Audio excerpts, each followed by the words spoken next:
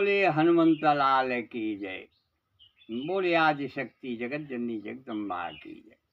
अब हम सब चलेंगे थोड़ा सा रामचरित मानस पर। माता भगवान भोलेनाथ और माता सती, ये दोनों कैलाश पर्वत पर बैठे, दोनों आदमी, भोलेनाथ भी बैठे हुए हैं और माता बगल में माता सती भी बैठी हुई है। लेकिन आज उसी भोल पर्वत पर, जहाँ कि वो बर्फ का ही पहाड़ है, उसी पर दोनों आदमी बैठे हैं। लेकिन यहाँ आज क्या, भगवान भोलेनाथ वहाँ एक वृक्ष पैदा कर रहे हैं। उसका नाम क्या है? बट वृक्ष। बट वृक्ष माने, बट माने होता है बरगद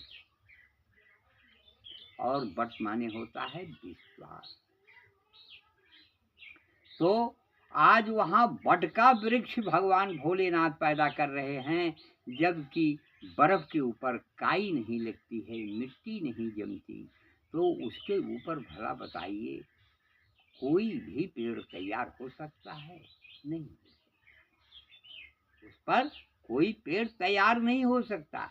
लेकिन आज हमारे परब्रह्म परमेश्वर भगवान भोलेनाथ बैठ करके आज उस पर एक वृक्ष तैयार कर रहे हैं, बट वृक्ष। लेकिन माता सती वहीं बैठ करके कोई वृक्ष पैदा नहीं कर रही, क्योंकि बट माने होता है विश्वास। और अगर आपको साधना करनी है, किसी भी प्रकार की साधना करनी है, पूजा पाठ करना है, तो बरगद के पेड़ के नीचे बैठ करके आप पूजा पाठ करिए, तो उसका फल आपको तत्काल मिलेगा। और इसके बाद वो विश्वास का पेड़ है, भोलेनाथ का पैदा किया हुआ वो बरगद का पेड़ जो है विश्वास का है। आज भोलेनाथ के अंदर विश्वास है और वहीं माता सती के अंदर विश्वास नहीं है। जैसे आज इस वीडियो को जो भी लोग देख रहे होंगे, सुन रहे होंगे, देखते होंगे, अगर वो विश्वास करेंगे प्रभु के ऊपर, भगवान भोलेनाथ के ऊपर, तो अवश्य वो निरोगित रहेंगे। ये दवाइयाँ जो हैं, ये सब फल दवाइयाँ। जब तक आपको विश्वास नहीं होगा, आपको विश्वास होगा, ये दवाइयाँ सब आपके समीप में हैं, आपको अवश्य फायदा करेगा। और लगातार खाना चाहिए। जिस तरीके से ये पर ब्रह्म परमेश्वर ने ये शरीर को पैदा किया, जब ये नरक कुंड में था, तब बराबर याद करता था, हे प्रभु मुझे बाहर कीजिए इस नरक कुंड से, और मैं चलूँगा तो वहाँ सिर्फ आपका ही गुणगान करूँगा, आपका ही भजन करूँगा। लेकिन बाहर आते ही ये कहाँ कहाँ में चला गया, कहाँ कहाँ में जा रहा है। बस आप 5 मिनट, 10 मिनट, 2 मिनट, 4 मिनट, जो भी आप समय पाएं, विश्वास के साथ आप जो प्रतिज्ञा करके आए हैं उसको अवश्य निभाइए। उससे जब तक आपके अंदर विश्वास नहीं होगा, तब तक ये मनुष्य शरीर जो है बड़े भाग्य से मिलेगी। और कोई शरीर इसमें इसको पाने के लिए दुर्लभ है। बड़े भाग्य मानुष तन पाओ, ये शरीर बड़े भाग्य से मिली हुई है। इसको पाने के लिए देवता लोग भी तरसते हैं। तो आप पा करके इस शरीर को कहाँ कहाँ में आप बिताते चले गए, और यह जो है कहाँ कहाँ में आप मरते हैं माया के पीछे। माया के पीछे मत जाइए। माया स्वयं आपके आगे पीछे टहल रही है, और उसी में आप लिप्त हो करके आप मोहवश, मायावश आप अपने जीवन को बर्बाद करते हैं। तो हम तो यही कहेंगे कि आप माया के चक्कर में पड़िए। माया आपके पीछे पीछे टहल रही है, आपके आगे है, आपके चारों तरफ है, लेकिन माया जाएगी कब? जब तक मोह भ्रम भागा। कब? जब आपके अंदर ज्ञान हो जाएगा, तो आपके अंदर से माया निकल जाएगी।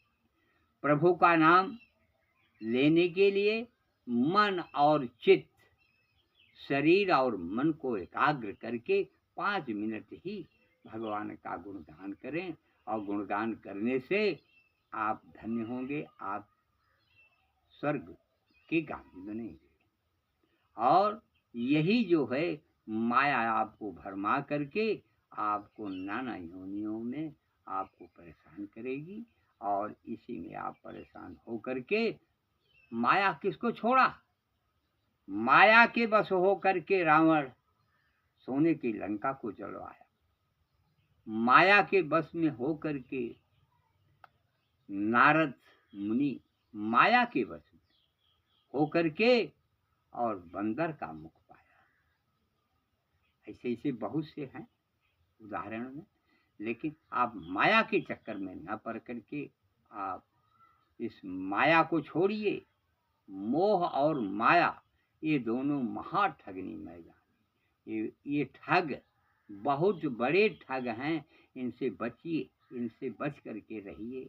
आज भगवान भोलेनाथ और माता सती दोनों बैठ करके हैं, लेकिन आज भोलेनाथ वृक्ष तैयार करें। ये वृक्ष है किस चीज का? विश्वास का। ये शरीर आपका क्या है? बर्फ ही तो है। क्या है? क्या बर्फ की शरीर है। विश्वास जो है ये बर्फ की शरीर बना करके इसमें ईश्वर का सिर्फ अंश है। आप ये न सोचिए हम ईश्वर हैं। ईश्वर नहीं है हम और आप। इसमें ईश्वर का एक कण है, एक अंश खाली है। वह आपकी रोजाना देख रहा है कि आप माया में पड़ेंगे या हमारे में पड़ेंगे। हाँ? आप माया के पीछे कहाँ कहाँ में आप भ्रम रहे हैं। ये कहाँ कहाँ में भ्रमने से आप हमेशा कष्ट में ही रहे। अच्छा, अब देखिए समय जो है आज ये परिपार कर रही है। ये बाबा भोलेनाथ का स्मरण कीजिए। आदि शक्ति माता जगत जननी जगदम्बा का स्मरण कीजिए, जिससे आप स्वस्थ रहें और सुंदर बने रहें। और यह कथा जो है बहुत विकराल की है, बहुत लंबी है, और इसमें समय का अभाव होने के कारण हम आप से निवेदन ये करेंगे, बस 2 मिनट 5 मिनट का समय निकाल करके आप प्रभु का स्मरण कीजिए। हर में देवी देवताओं में भगवान का अंश भरा हुआ है, आपके शरीर में भी भरा हुआ है। जैसा आप कर्म करेंगे उसी हिसाब से आपको फल मिलने वाला है। जबकि बाबा ने ये कहा है यह शरीर किस लिए है, आपके पास है क्या? सब कुछ तो ईश्वर के हाथ में है। हमारे और आपके हाथ में है क्या? कुछ बताइए। जन्म मृत्यु ईश्वर के हाथ, जस अबजस ईश्वर के हाथ में। हाँ? सब कुछ ईश्वर के हाथ। हमारे और आपके पास क्या है? ईश्वर ने हमको आपको सिर्फ यहाँ कर्म करने के लिए ही भेजा है। कर्म करिए, अच्छा कर्म करेंगे तो अच्छा फल आपको मिलेगा, बुरा कर्म करेंगे तो बुरा फल आपको मिलने वाला है, इसमें संदेह नहीं है। आप यह जो है समय पर पार करने जा रही है। हाँ? और आप इस प्रकृति का इस्तेमाल कीजिए। समय समय से आप निरोगित रहें, स्वस्थ रहें, और आप अपना परिवार को स्वस्थ और निरोगित बनाइए। जो भोलेनाथ का दिया हुआ प्रसाद है उसको आप ग्रहण कीजिए। आप हमेशा स्वस्थ रहेंगे, सुंदर रहेंगे। और इस ध्यान में बस भगवान भोलेनाथ की याद कीजिए और इन प्रकृति के फलों के ऊपर आइए, थोड़ा थोड़ा इस पर भी सेवन करते रहिए। और कथा विसर्जन होत है, सुनो देव मन लाए, जो जहाँ से प्रभु आए तह का करो प्रयाण। बोलो सियावर रामचंद्र की जय, बोले हनुमंत लाल की जय, बोले आदि शक्ति माता जगत जननी जगदम्बा की।